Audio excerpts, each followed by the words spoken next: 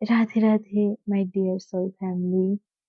तो आज जो कलेक्टिव में एनर्जी पिक हो रहा है, तो यहाँ पर जो डीएमडीएफ है, आप लोगों की जो एनर्जी है वो बैलेंस में आ रहा है। आपके लिए ये गाइडेंस भी है कि आप यिंग यांग मेडिटेशन भी करो, ताकि आपके अंदर की जो मस्कुलाइन और फेमिनाइन एनर्जी है वो बैलेंस में आ सके। आज जब मैं मेडिटेशन कर रही थी, तब मुझे शिव शक्ति की पिक्चर दिखाई दिया था मेडिटेशन में। तो ये एक साइन है कि बहुत सारी जो ट्विन फ्लेम्स हैं, आप लोगों की यूनियन हुआ है और आगे ये होने भी वाला है। और इसकी और भी एक चीज़ भी दिखाई दिया था, तो क्योंकि ये दोनों मर्ज होकर मुझे दिखाई दिए थे, तो इसका अर्थ ये है कि आपकी अंदर की जो इनर मास्कुलाइन और फेमिनाइन एनर्जी है, ये कंप्लीटली मर्ज हुआ है और आपका आपके ट्विन के साथ हार्मोनियस यूनियन भी हुआ है। तो जिन लोगों की हार्मोनियस यूनियन हुआ होगा, आप अपने अंदर की जो मास्कुलाइन और फेमिनाइन एनर्जी है, उन दोनों एनर्जी को बहुत ही बैलेंस महसूस किए होंगे। आप डीएम को बहुत ज़्यादा चेज़िंग और मिसिंग की जो एनर्जी है, वो अभी बिल्कुल भी महसूस नहीं किए होंगे। पूरी तरह बैलेंस में हो, कंटेन्ड हो, आप अपने सेल्फ के साथ फुल्ली अलाइनमेंट में हो और अपनी इनर वर्क और करियर को लेकर बहुत ज़्यादा फ़ोकस हो। अभी डीएम के साइड में भी उनकी जो इनर वर्क है वो भी चल रहा है, उनके ऊपर डिवाइन पूरी तरह काम कर रहे हैं। बहुत सारे जो डीएम है, ख़ास करके जो मटेरियलिस्टिक थॉट में ज़्यादा रहते हैं, जिनको बहुत ज़्यादा मटेरियलिस्टिक गेन करनी होती है, तो वहाँ पर जो डीएम है, यहाँ पर डिवाइन भी उनको लेसन्स दे रहे हैं। क्योंकि अक्सर क्या होता है, जो भी आपकी वीकनेस होती है, उन चीज़ों पर ही आपको ट्रिगर किया जाता है। तो जैसे जो 3D में बहुत ज़्यादा अलाइन रहते हैं, जो डीएम बहुत ज़्यादा मटेरियलिस्टिक होते हैं, तो उनको हमेशा फाइनेंस में ही ट्रिगर किया जाता है, क्योंकि वही उनकी वीकनेस है। तो अभी डीएन जो बहुत ज़्यादा पहले ईगो में रहते थे, बहुत ज़्यादा उनकी करियर को लेकर एकदम वो उसी चीज़ में ही फ़ोकस थे, अब उनको उस चीज़ में लेसन दिया जा रहा है कि करियर तो बहुत ज़रूरी है, लेकिन साथ में कनेक्शन भी बहुत ज़रूरी है। रिलेशनशिप चाहे वो फैमिली हो गए, फ्रेंड्स हो गए या फिर जो भी आपके पार्टनर है, वो भी आपके लिए इक्वली इम्पोर्टेंट है।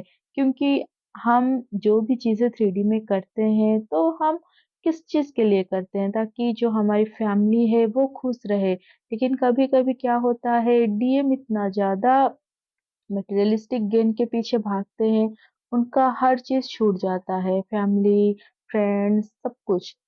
तो यहाँ पर उनको उसी चीज़ में लेसन मिल रहा है। और जो डीएम बहुत ज़्यादा अपनी फैमिली को ही प्रायोरिटी देते थे, अपनी डीएफ को बिल्कुल नहीं प्रायोरिटी दिए थे, या फिर पास्ट में फ्रेंड्स, फैमिली यही सब उनके लिए सब कुछ था, तो अभी उनको भी लेसन मिल रहा है। अब धीरे-धीरे उनको भी अपनी डीएफ की जो अहमियत है वो समझ में आ रहा है। और कुछ ट्विन फ्लेम ऐसे हो सकते हैं जो अभी एक-दूसरे को बहुत ज़्यादा ट्रिगर भी कर रहे हैं। आप ट्विन के बात से बहुत ज़्यादा ट्रिगर हो रहे हो, या फिर आपका जो ट्विन है वो आपकी बात से बहुत ज़्यादा ट्रिगर हो रहा है। तो ये हीलिंग का ही एक पार्ट है। ट्विन फ्लेम एक-दूसरे को लाइफ टाइम ट्रिगर करेंगे, क्योंकि आप दोनों में जो पोलैरिटी है, ये हमेशा आप जो मिरर करोगे, तो उस चीज़ से आप ट्रिगर होगे। लेकिन अभी आपकी हीलिंग जो है वो पीक पर है, इस वज़ह से आप थोड़ा ज़्यादा ट्रिगर हो रहे हो। आपको ये सलाह है कि आप बिल्कुल भी नेगेटिविटी में मत जाओ, क्योंकि जितना ज़्यादा आप नेगेटिव होगे, चीज़ें उतना ज़्यादा 3D में इम्बैलेंस हो जाएगी। आपको अपनी जो डिवाइन एनर्जी है उसको बैलेंस में रखना है, और आपको अपने कर्म के ऊपर फ़ोकस करना है। जितना ज़्यादा आप अपने कर्म को सुधारते जाओगे, जो भी चाहे 3D में आपको ट्रिगर करे, कोई आपके बारे में नेगेटिव चीज़ें बोले, आपको बस बैलेंस में रहना है। जहाँ पर ज़रूरी है, वहाँ पर आपको स्टैंड भी लेना है, क्योंकि बहुत बार क्या होता है कि आप इतना ज़्यादा अ, स्पिरिचुअलिटी में आ जाते हो कि आपको पता नहीं होता कि कहाँ पर आपको स्टैंड लेना होता है, क्योंकि एक हेल्दी वे में आपको स्टैंड लेना होता है। स्टैंड आप कब लोगे? जब आप बिना ट्रिगर हुए, बिना हर्ट हुए चीज़ों को डील करना सीख जाओगे। बहुत बार क्या होता है कि डीएफ स्टैंड तो लेती है, लेकिन वो डिसऑर्डेड होके स्टैंड लेती है। वो सामने वाले को बहुत ज़्यादा गाली-गलौज कर देती है या फिर नेगेटिव चीज़ें बोल देती है, तो वो स्टैंड लेना नहीं होता, वो हेल्दी नहीं होता। स्टैंड लेने का मतलब होता है क्लैरिटी देना कि जो भी आपकी इंटेंशन है, जो भी चीज़ें आप किए हो या नहीं किए हो, उसको एक हेल्दी वे में सामने वाले को समझाना कि ऐसा बिल्कुल नहीं है, अगर वो गलत सोच रहे हैं तो जो भी चीज़ें हैं आप उनको क्लैरिटी के साथ बता सकते हो। लेकिन अगर आप ट्रिगर होके, डिसऑर्डर्ड होके आप उनको चिल्ला रहे हो, आप उनको इधर-उधर की चीज़ें बोल रहे हो, तो वो डिसऑर्डर्ड फॉर्म है। तो ये चीज़ है कि जहाँ पर ज़रूरी है आपको स्टैंड भी लेना है, ताकि आपकी जो डिवाइन एनर्जी है उससे भी लोग जो है वो समझे कि अब आप वो पर्सन नहीं हो कि आप कुछ भी सुन लोगे, कुछ भी सह जाओगे, तो हेल्दी वे में आपको स्टैंड लेना है। देन सेकंड चीज़ क्या है, ये बहुत ज़्यादा ओवर सैक्रिफाइस करती है, बहुत। तो यहाँ पर भी आपको समझना है कि आपको सेल्फ लव करना है। सेल्फ लव कैसे करना है कि जब आप अपने लिए टाइम निकालोगे, आप अपने ऊपर काम करोगे, अपनी स्किल्स को डेवलप करोगे, आप खुद के ऊपर काम करोगे, तो वो होता है सेल्फ लव। अगर आपको कोई चीज़ पसंद है, आप वो करो। हाँ, लेकिन ये भी आपको ध्यान देना है कि आप सेल्फिश मत बनो, क्योंकि बहुत बार क्या होता है, आप समझ नहीं पाते हो सेल्फ लव और सेल्फिश होने में अंतर क्या है। सेल्फ लव का मतलब होता है कि जहाँ पर आप अपने ऊपर काम कर रहे हो, खुद को नरिश कर रहे हो। लेकिन सेल्फिश होने का मतलब क्या है कि आप सामने वाले को पूरी तरह इग्नोर करके सिर्फ़ अपने बारे में सोच रहे हो। आपके फैमिली है, आपके पार्टनर है, आपके बच्चे हैं, तो आपको उनके लिए भी सोचना है, लेकिन साथ में आपको अपने लिए भी टाइम निकालना है और खुद को नरिश करना है। देन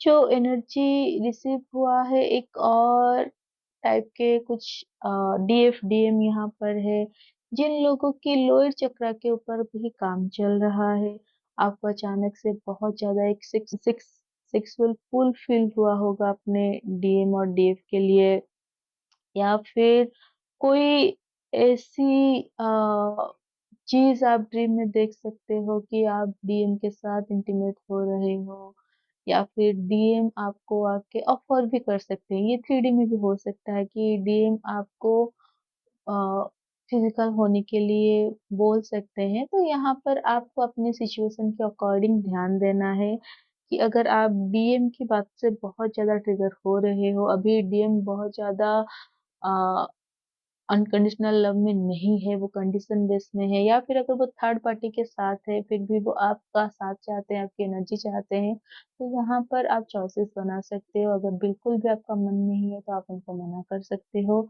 और अगर आपको लग रहा है कि यहाँ पर एनर्जी एक्सचेंज होने से आप लोगों की हीलिंग में कुछ मदद होगा, देन आप अपनी इंट्यूशन को फॉलो करो, क्योंकि आपकी जो इंट्यूशन है, जब तक आप उसके साथ अलाइन नहीं होगे, तो आप कितना भी ज्यादा इनर वर्क कर लो, आप सही टाइम पे सही स्टेप नहीं ले पाओगे, आप गलती करोगे। तो इसलिए अपनी इंट्यूशन को ध्यान दो। और जो लोग एंसेस्ट्रल हीलिंग कर रहे हैं, आपके लिए गाइडेंस है, आप अभी एंसेस्ट्रल हीलिंग करो। 7-7 पोर्टल जो आ रहा है, उसके बाद लायन गेट पोर्टल भी है।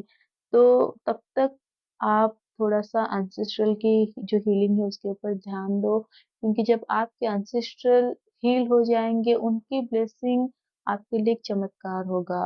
उसके बाद आपकी लाइफ में स्पिरिचुअलिटी में भी बैलेंस आ जाएगी, आप डिवाइन के साथ कंप्लीटली अलाइनमेंट में आ जाओगे, साथ में आपकी जो फाइनेंसेस है, वो भी पूरी तरह हील हो जाएगा और अबाउंडेंस आपकी लाइफ में आने लगेगा। साथ में डीएम के साथ आपकी जो कनेक्शन है वो भी स्मूथ हो जाएगी। बहुत बार क्या होता है परमानेंट यूनियन से पहले बहुत ज़्यादा ऑन एंड ऑफ वाला सिचुएशन डीएम-डीएफ के बीच में होता है। तो अभी कुछ डीएम-डीएफ वो उस चीज़ को भी फेस कर रहे हैं कि डीएम बार-बार आ रहे हैं, जा रहे हैं।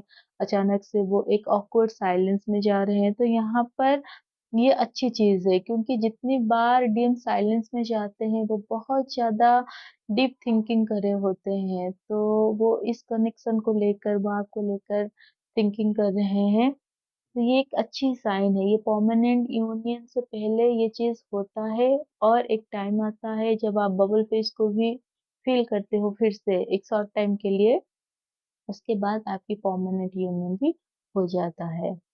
सो होप कि ये गाइडेंस आपको मदद करे। अगर आपको मेरी चैनलिंग रेजोनेट कर रहा है, then please let me know. आप मेरी चैनल को सब्सक्राइब करो और यहाँ पर जो वीडियोस है उसको लाइक करो ताकि मैं आपकी एनर्जी से कनेक्ट हो पाऊँ और जिन जिन लोगों को मेरी चैनलिंग रेजोनेट कर रहा है देन प्लीज़ कमेंट बॉक्स में आप मुझे बताओ ताकि मुझे भी मोटिवेशन मिले।